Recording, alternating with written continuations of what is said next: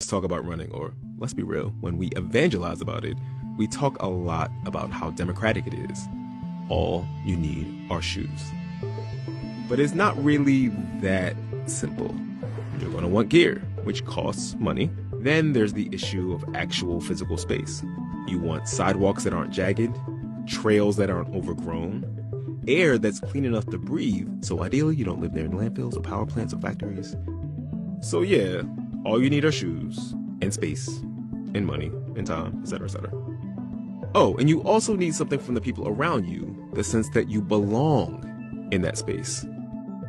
Women don't always get that luxury, and neither do runners of color. So why has it been easier to talk about runner safety for women? But until recently, it's been much harder to talk about safety for runners of color. I'm Gene Demby, that's me running, and this is a video episode of Code Switch. I definitely don't run at night. The other day it was like 7 o'clock. And then I thought to myself, I was like, oh my God, what time does the sun go down though? Because I need to be back. I felt like I was like Cinderella. This is that double consciousness. Those are the kinds of conversations that were happening in the Black and brown community, in the news in the wake of Ahmaud Arbery. Allison Desir is a runner, activist, and founder of multiple groups that use running for social change. Yeah, so the runner safety movement is now, I believe, in its second year. It emerged after there were 2 murders of white women runners. Runner's World then did, I think, a whole issue around women and runner safety and women sharing stories. But a key piece that was missing in none of these conversations were they talking about sexism, patriarchy, white supremacy, like the systemic issues. So everything was sort of talking about what is the individual's responsibility because society is what it is. And for me, that's just not enough. After national news broke about 2 white men killing Ahmaud Arbery, Allison and other runners of color publicly posed that big question about safety for runners of color. My initial call out was to Runner's World, like where this is a story about a runner, right? So where are you on this story? After people started posting the pictures of them running 2.23 miles, in memoriam, and that took off, but I didn't see much of a discussion of kind of the underlying history and the structural factors which contributed to this case. Hint, hint, it has something to do with whiteness. So let's backpedal some. In the decades after the Second World War, there was an explosion of the new middle class, the new white middle class. People were in office jobs, sitting at their desks. People were driving cars. Food was cheaper than ever. Concerned experts, like President Kennedy, saw the rise in pulmonary illnesses and heart attacks as related to this new sedentary way of life. And so, in 1966, a track and field coach named Bill Bowerman from Oregon and a cardiologist wrote a book called Jogging that trumpeted the benefits of getting out and jogging. That book sold 1 million copies and set off what would become the jogging craze. Oh, a few years later, Bowerman would go on to start a little shoe company called Nike. The lily white state of Oregon, by the way, the only state that was admitted to the Union with a charter that explicitly barred black people from living there, soon became the epicenter of America's new jogging craze. What I'm saying is that the whiteness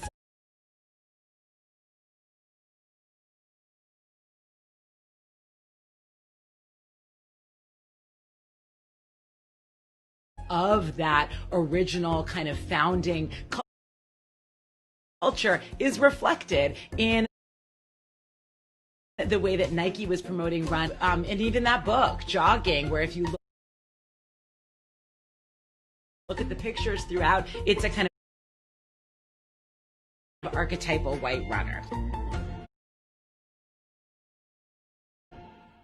It's like, I don't want to overstate in some ways the fact that like only white people wanted to jog and black people didn't. What you see in looking through kind of, many mainstream African-American publications throughout the 70s is articles about jogging and running and other forms of exercise, which are not about the kind of political stakes or the dangers of it, but about like, hey, this is a way we can build community. This is a way we can get healthy because heart disease and diabetes are actually overrepresented in African-American communities. That said, Over the next decade, running became more inextricably coded as white. So in the late 70s and early 80s, you have this notion of the jogger as being what came to be called a yuppie by the early 1980s. So this is a kind of upwardly mobile professional who cares about their health, who has enough money to kind of buy nice things, who has leisure time that they're spending doing like laudable activities like working on their health. After that, I mean, there are important turning points, but no one's really talking about jogging so much anymore. You hear more this kind of I'm a runner, I'm athletic. Amateur race culture really picks up where people are signing up for races even if they were never athletes. It's part of, a broader culture, which is, I think, pretty obsessed with fitness, and running being one aspect or one facet of that obsession. The 1989 Central Park jogging case, I think, is a really important moment. You may know this moment as the Central Park 5 case. In 1989, a woman, she was working at an investment bank, a white woman was running in Central Park, was attacked, raped, ostensibly left for dead. There was media hysteria, and there was a huge public outcry calling for justice that resulted in the wrongful conviction of 5 teenage boys of color. One part of that media hysteria was this full-page ad promoting the death penalty for those 5 wrongfully accused boys, paid for by Donald Trump. In 2002, these charges were vacated for all 5 now grown men. And I think that has continued to shape conversations about running culture more broadly, that the quintessentially vulnerable runner is always pretty much cast as a white woman. And as a white woman, I can tell you that's real. But there's been no corresponding conversation about the concerns that people of color face. And if anything, the conversation has often positioned people of color as the threat to white people running. And I think that's a major oversight that maybe Ahmaud Arbery's death is beginning to lay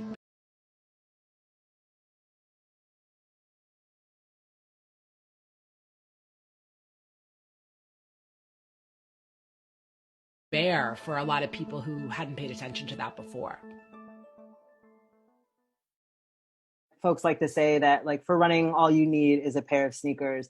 And I think being in this space, I know that there's so much more to that. First of all, feeling like you can be comfortable moving. And what's really important to me in these communities is showing a diverse range of bodies, a diverse range of faces. But I found that the more I do it, the more folks jump on board. Police killed George Floyd on Memorial Day in Minneapolis. You know the story from here. And across the country, protesters laid claim to public space to speak out against systemic injustices, especially police brutality. Note, one of the 2 men who killed Ahmaud Arbery is a former police officer. It's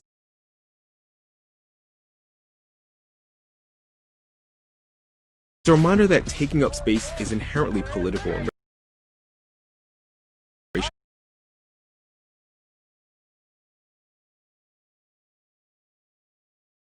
racialized. Whether we're talking about protests or civil disobedience or something as simple as